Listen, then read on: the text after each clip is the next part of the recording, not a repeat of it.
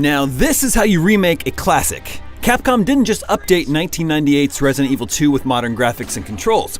It started from scratch to craft a modern-feeling game that expertly reanimates the horrifying atmosphere and moments of extreme tension that made the original so revered. There's not a ton of content here, but I've enjoyed nearly every gory minute of my return to Leon and Claire's shoes.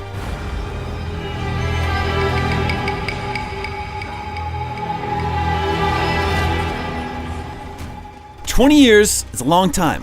Long enough that I'd forgotten nearly everything about Resident Evil 2, other than that I'd loved it back in the age of the first PlayStation. So I got to experience it much as many of you playing for the first time will. But viewed side by side, it's apparent what an enormous improvement this remake is. The horror-heightening lighting effects and convincingly terrified facial animations are especially impressive, and these satisfyingly dismemberable zombies are the best-looking undead I've ever seen in a game. And the juiciest. I love the way they lurch around, and I'd venture a guess that the designers were heavily inspired by the Tar Man from Return of the Living Dead. Some events have been rearranged or expanded upon, and there are some surprising twists I didn't remember. But this is a mostly loyal remake of the suitably dark and twisted story of Resident Evil 2. Our heroes, meanwhile, are likable enough, but two-dimensional in their unwavering heroism. That makes them a bit dull, whereas a couple of the side characters are more charismatic and interesting. Jesus.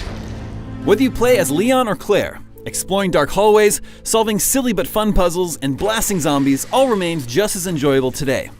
Raccoon City is divided into 3 large areas which also serve as the story's acts.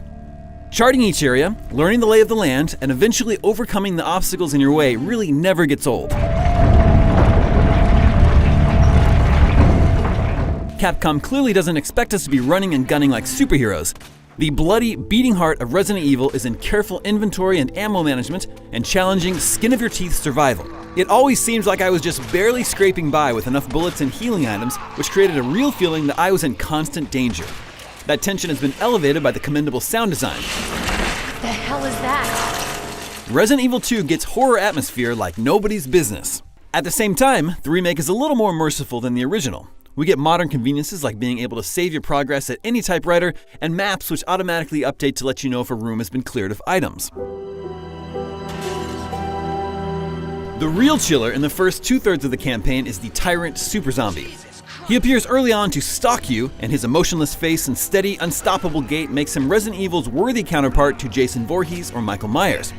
Hearing his relentless footsteps getting louder and louder, knowing there is nothing I can do to stop him, filled me with a true sense of dread. Eventually, though, he becomes more of an obnoxious inconvenience than a fear factor. When you're trying to solve a puzzle and advance the story, it would have been nice if the big lug would just take a hint and reside somewhere else.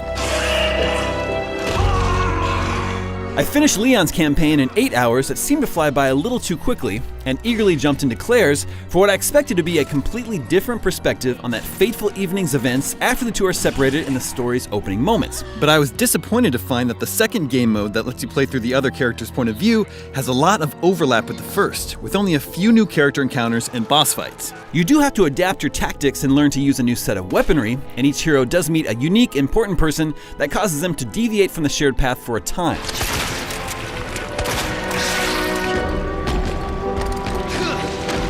Capcom did a fantastic job of resurrecting all the best parts of the classic Resident Evil 2 and making them look, sound, and play like a 2019 game. If you're of the mind that the series had lost its way for a while there, this game is very much a return to form. The zombie combat is satisfying, and exploring the dilapidated ruins of Raccoon City is a thrill.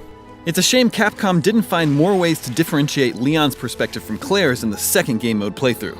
But whichever character you play as, the experience of playing through the new Resident Evil 2 for the first time establishes a new standard for remaking classic games. For more on Resident Evil, check out the first 50 minutes of gameplay, our comparison of the remake and the original, and our favorite moments from the series. And for everything else, stick with us right here at IGN.